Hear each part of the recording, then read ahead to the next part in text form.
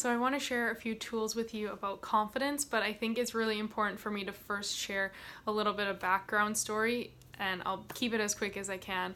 But it's important for you to realize that I haven't always been confident and I haven't always come across the way that I do now. And growing up, I was someone who was extremely insecure. I had really, really bad acne. I had braces for a long time. I was just like the jock, and I fit in with all the guys. I was really good at sports, but I never really felt like I was good enough, and I had a lot of insecurities holding me back and keeping me playing small. And this also affected like my voice, because I didn't really feel like I was very heard by other people, and so I wasn't confident about speaking up because I felt like either number one, I'll be wrong and they won't really care what I have to say anyway, or number two, I really had a habit of attracting people who didn't really listen. So they didn't listen to me anyway, and then I felt less heard and less important, and it just kind of added to this spiral of confidence issues. So all the way through university, I still struggled with confidence, and I even, I had a volleyball scholarship to play university volleyball here in Canada, and I was the only player in my position on my team. I was leading the team, and I still didn't feel good enough, and I didn't feel like I really had many redeeming qualities. And it's really hard to look at that and look back at how much you have maybe beaten yourself up over the years because you struggle with confidence. So if you are in that position right now, I want you to know, firstly, you're not alone. Most people in the world struggle with this, so you're not alone at all. But it doesn't have to be that way, and you can learn to love yourself and be confident and be radiant and be proud of who you are and all that you've done.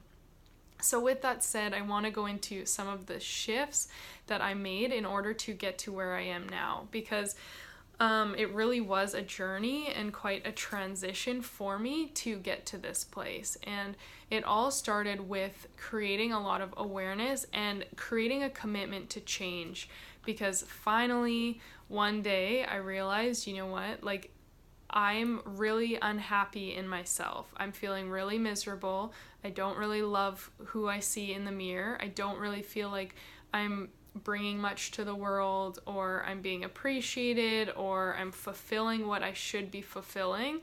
I felt very stuck, very hopeless, very lost. And the thing that gets you out of that place is finally deciding to change and deciding to commit to something that's going to help you move the needle forward to get to where you want to go. It's not like you just snap your fingers and you're immediately confident, but you make the commitment to work towards it, and you dedicate your time and energy into that. So all of a sudden I realized, okay, you know what? I've been stuck here for too long. I don't like this. I don't want to be here any longer. What am I going to do? What can I do? I had done so many different certifications at that point. I'd done a lot of training. I'd already done a lot of inner healing work in different areas of my life, and yet the confidence was still lacking. So I thought, okay, obviously it's coming down to me and my own beliefs, my own self-worth, and that's what I need to focus on. So I started implementing as many positive habits as I could, and I dedicated all my time and energy and focus into really constantly catching myself in negative thoughts and combating them, and immediately going, okay, that's not helpful.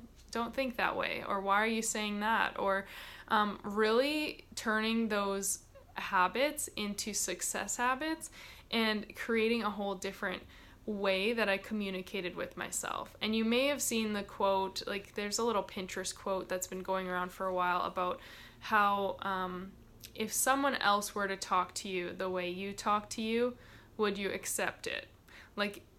What we don't realize is that a lot of times our own thoughts and our own mind is our biggest enemy, and we are the one creating our lack of confidence. It doesn't really matter what other people say to us, it's what we say to ourselves. And that's why no amount of external validation made me feel good, because I had parents who were really loving and supportive. I had some coaches who weren't the best, but I did have some coaches and teammates who really appreciated and respected me.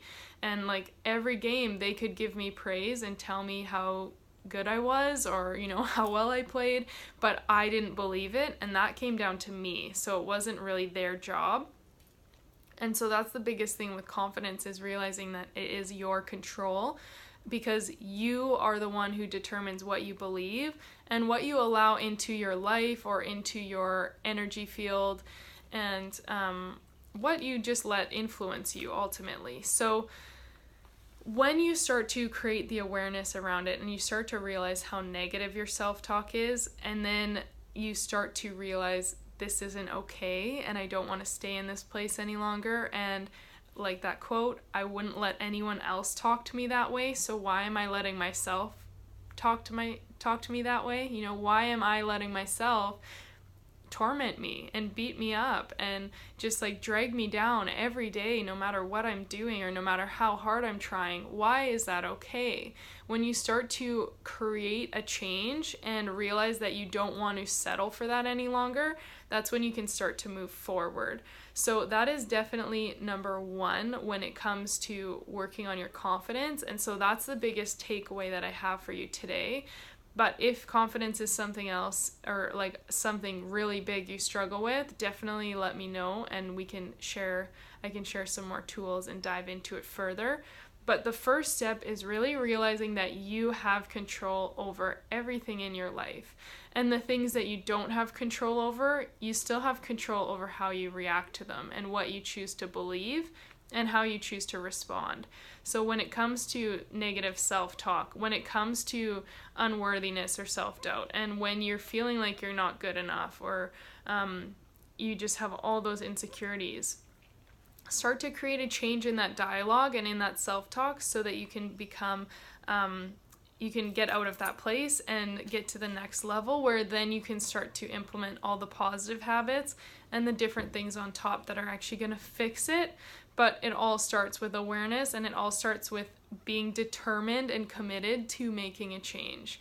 And that's the biggest thing. Once you do that, if you are committed, if you are determined, you will make a difference. You will be able to get out of that place, and you'll be able to learn how to be more confident in all that you do. But it all starts there.